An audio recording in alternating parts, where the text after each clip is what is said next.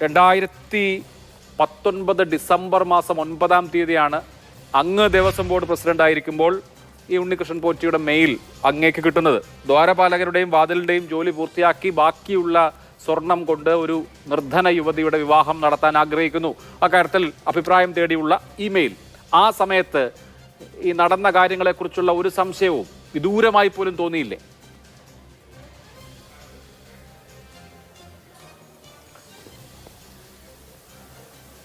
ഇവിടെ സൂചിപ്പിച്ചതുപോലെ 2019 മെയ് മാസത്തിൽ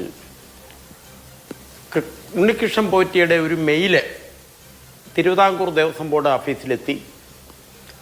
സാധാരണ നമ്മുടെ തപാൽ പേപ്പറുകളുടെ കൂട്ടത്തിൽ ഈ മെയില് അന്ന് എൻ്റെ കൈവശം വന്നു.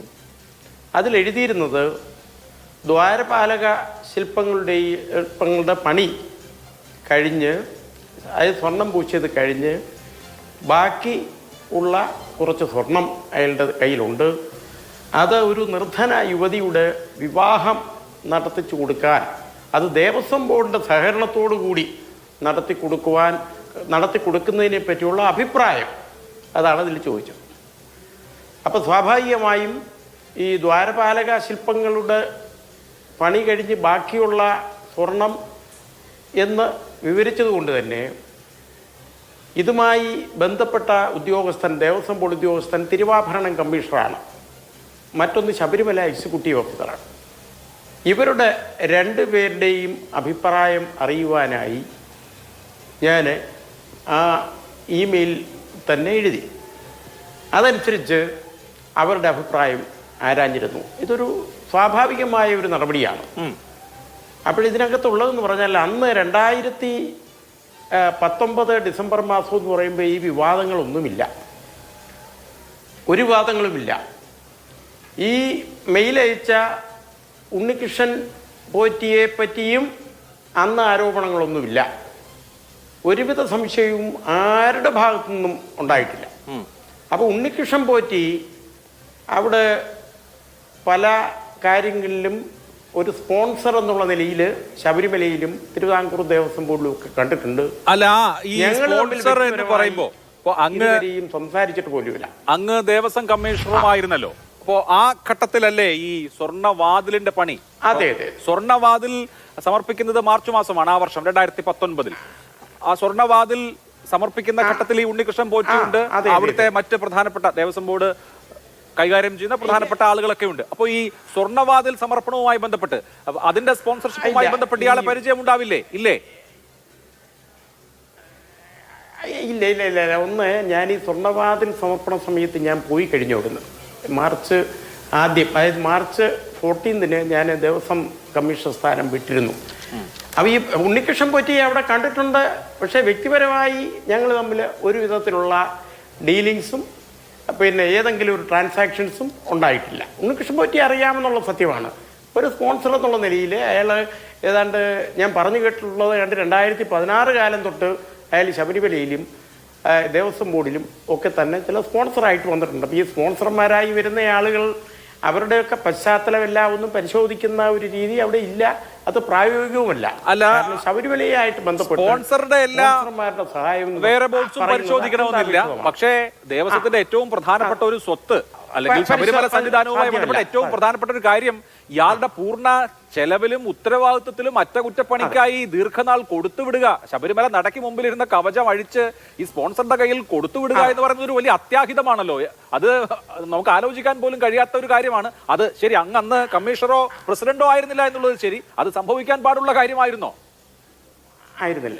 അതെ, ഇല്ല, അത് അക്കാര്യത്തിൽ ബന്ധപ്പെട്ട ഉദ്യോഗസ്ഥന്മാരുണ്ട്. തിരുവാഭരണം കമ്മീഷണറാണ് ഈ തിരുവാഭരണങ്ങളുടെ മുഴുവൻ ചുമതല.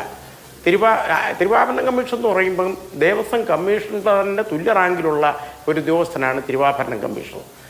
അപ്പം ശബരിമലയിലെ അതടക്കം തിരുവിതാംകൂർ ദേവസ്വം ബോർഡിൻ്റെ വിലപിടിപ്പുള്ള എല്ലാ വസ്തുക്കളുടെയും കസ്റ്റോഡിയൻ തിരുവാഭരണ കമ്മീഷണറാണ്. അതോടൊപ്പം തന്നെ ഇതിൻ്റെ രജിസ്റ്ററുകൾ സൂക്ഷിക്കുക, ഇതിൻ്റെ മെയിൻ്റനൻസ് പണികൾ നടത്തുക, ഇതെല്ലാം തിരുവാഭരണം കമ്മീഷണറുടെ ജോലിയാണ്. ഈ തിരുവാഭരണം കമ്മീഷണർ ദേവസ്വം ബോർഡിൻ്റെ നേരിട്ട് നിയന്ത്രണത്തിലുള്ള ഒരു ഉയർന്ന ഉദ്യോഗസ്ഥനാണ്. അല്ല ആണ്, പക്ഷെ അവിടെയൊക്കെ തന്നെയാണ് സംശയം വരുന്നത്. ഒന്ന്, ഈ കാലയളവിൽ 3 തിരുവാഭരണം കമ്മീഷണർമാരുണ്ടായിരുന്നു. രണ്ടാമത്തെ തിരുവാഭരണം കമ്മീഷണറാണ്, അതായത് ആദ്യത്തെ തിരുവാഭരണ കമ്മീഷണർ ഇത് കൊടുത്തയച്ചു. വേറൊരു തിരുവാഭരണ കമ്മീഷണറാണ് പിന്നീട് ഈ ചെന്നൈയിലെ പണിശാലയിൽ പോയി ഇത് വിലയിരുത്തിയത്. ഇപ്പോൾ അവിടെ ഉള്ള സാധനം ചെമ്പാണ് എന്നൊക്കെ രേഖപ്പെടുത്തുകയും മറ്റുമൊക്കെ ചെയ്തിട്ടുള്ളത്. ഇത് പുനഃസ്ഥാപിക്കുന്ന സെപ്റ്റംബർ മാസത്തിലെ ചടങ്ങിൽ അദ്ദേഹത്തിന്റെ സാന്നിധ്യം ഉണ്ടായിരുന്നില്ല. അങ്ങ് പറഞ്ഞു വളരെ പ്രധാനപ്പെട്ട പോസ്റ്റാണ് തിരുവാഭരണ കമ്മീഷണറുടേതെന്ന്. ഇപ്പൊ ശബരിമല പോലെയുള്ള ഒരു ക്ഷേത്രത്തിൽ ആ തിരുവാഭരണ കമ്മീഷണർ ഇതേ ഷോയിൽ വന്ന് ഇതുപോലെ സംസാരിച്ചിരുന്നു കേട്ടോ. അദ്ദേഹത്തിന്റെ നിസ്സഹായാവസ്ഥ, ഞാൻ ഇത് ചാർജ് എടുത്ത ഉടനെ അറിഞ്ഞു, ഞാൻ അപ്പൊ ചെന്നൈയിൽ പോയി ഈ പണിശാലയിൽ പോയി ഇത് വിലയിരുത്തി തിരികെ എന്നാണ് അദ്ദേഹം പറയുന്നത്. അപ്പോ ഇങ്ങനെ ഇത്രയും ലാഘവ ബുദ്ധിയോടുകൂടിയാണോ കാര്യങ്ങൾ നടക്കുന്നതെന്ന് ജനങ്ങൾക്കും വിശ്വാസികൾക്കും സംശയം വരും. അല്ല, ഒരിക്കലും ലാഘവ ബുദ്ധിയോടുകൂടി ആകരുത്. അക്കാര്യത്തിൽ വീഴ്ച വന്നിട്ടുണ്ടെങ്കിൽ അത് പരിശോധിക്കുന്നതാണ്. ബന്ധപ്പെട്ടവരുടെ ഭാഗത്തു നിന്നുള്ള വീഴ്ച തീർച്ചയായും അത് ഒരു കാരണവശാലും വെച്ച് ഉറപ്പിക്കാനും പാടില്ല എന്ന് തന്നെയാണ് എൻ്റെ അഭിപ്രായം. യെസ്, ഇത് ചെമ്പാണ് എന്ന് രേഖപ്പെടുത്തിയ ഉദ്യോഗസ്ഥനെ ഇന്നിപ്പോ ദേവസ്വം ബോർഡ് സസ്പെൻഡ് ചെയ്തല്ലോ. അദ്ദേഹം വിശദീകരിച്ചത് ഈ ക്ഷേത്രത്തിലെ ദ്വാരപാലക ശില്പം, അതിൽ പൊതിഞ്ഞിരിക്കുന്ന പാളികൾ അത് മങ്ങി ചെമ്പായി മാറിയിരുന്നു എന്നാണ്. എനിക്ക് നേരിട്ട് കണ്ടുകൊണ്ടത് ചെമ്പാണ് എന്ന് ബോധ്യപ്പെട്ടതുകൊണ്ടാണ് ഞാനത് ചെമ്പ് പാളികൾ എന്ന് എഴുതിയത് എന്ന് അദ്ദേഹം പറയുന്നു. പക്ഷെ നമ്മൾ ഈ വാതിൽ സമർപ്പണ ചിത്രം കാണുമ്പോൾ, വാതിൽ സമർപ്പണത്തിന്റെ വീഡിയോ ദൃശ്യങ്ങളുണ്ട്, അത് കാണുമ്പോൾ ഏറ്റവും മുമ്പിലുള്ളത് ഈ ദ്വാരപാലക ശില്പങ്ങളാണല്ലോ. അത് തനി തങ്കം പോലെ തിളങ്ങുകയാണ്. അത് കാണുന്ന ഒരാൾക്കും അത് ചെമ്പാണെന്ന് തോന്നുകയില്ല. പക്ഷേ ഉദ്യോഗസ്ഥന് അത് ചെമ്പാണെന്ന് തോന്നുകയും അദ്ദേഹം ചെമ്പ് എന്ന് രേഖപ്പെടുത്തുകയും ചെയ്തു എന്ന് പറഞ്ഞാൽ എന്താണ് അതിൽ നിന്ന് മനസ്സിലാക്കേണ്ടത്? അല്ല, അങ്ങനെ അത് പരിശോധിക്കേണ്ടതാണ്. അത്തരത്തിലൊരു വീഴ്ച സംഭവിച്ചിട്ടുണ്ടെങ്കിൽ തീർച്ചയായും അത് പരിശോധിക്കപ്പെടേണ്ടത് തന്നെയാണ്. സ്വർണം പൂശിയത് ചെമ്പ് എന്ന് രേഖപ്പെടുത്തിയിട്ടുണ്ടെങ്കിൽ അത് തെറ്റ് തന്നെയാണ്. ഒരു കാരണവശാലും അത് ന്യായീകരിക്കാൻ കഴിയില്ല. അല്ല, രേഖപ്പെടുത്തിയിട്ടുണ്ട്. ദേവസ്വം സെക്രട്ടറിയുടെ ഉത്തരവിൽ ചെമ്പ് പാളികൾ എന്നാണ്, ഇത് കൊടുത്തയക്കുമ്പോൾ ഉള്ള മഹസറിൽ ചെമ്പ് പാളികൾ എന്നാണ്. അപ്പൊ രേഖ അനുസരിച്ച് ചെമ്പ് എന്നാണ് രേഖപ്പെടുത്തിയിരിക്കുന്നത്. ഇനി അദ്ദേഹം തന്നെ വ്യക്തമാക്കുന്ന ഒരു കാര്യം, തിരുവാഭരണം രജിസ്റ്ററിൽ ഇത് സ്വർണ്ണമാണ് എന്നത് സംബന്ധിച്ച, അതായത് ശ്രീകോവിൽ അടക്കം ഏതെങ്കിലും ഭാഗത്തെ സ്വർണവുമായി ബന്ധപ്പെട്ട രേഖകളില്ല. അത് തിരുവാഭരണം രജിസ്റ്ററിൽ സ്വർണ്ണമാണെന്ന് രേഖപ്പെടുത്തിയിട്ടുമില്ല. ദേവസ്വം ബോർഡിന്റെ ഉത്തരവിലും ഈ മഹസറിലും ഇത് ചെമ്പാണെന്ന് രേഖപ്പെടുത്തുകയും ചെയ്തിരിക്കുന്നു. നമ്മളിതിപ്പോ ഇനി ആരോടാണ് ചോദിക്കുക ഈ സ്വർണം എവിടെ പോയി എന്ന്? ഇല്ല, അത് തീർച്ചയായും തിരുവാഭരണം കമ്മീഷണർ തന്നെയാണ് ഇതിന്റെ പ്രധാനപ്പെട്ട ഉദ്യോഗസ്ഥൻ. അദ്ദേഹത്തിന് മാത്രമേ പറയാൻ കഴിയുള്ളൂ.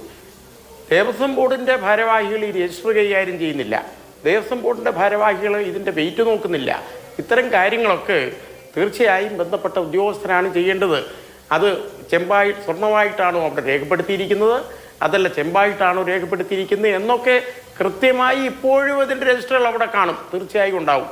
അത് ബന്ധപ്പെട്ട അന്വേഷണ ഏജൻസികൾ അത് പരിശോധിച്ച് അക്കാര്യത്തിൽ മുന്നോട്ട് പോകുമെന്നുള്ളതാണ് എൻ്റെ പ്രതീക്ഷ. ശരി.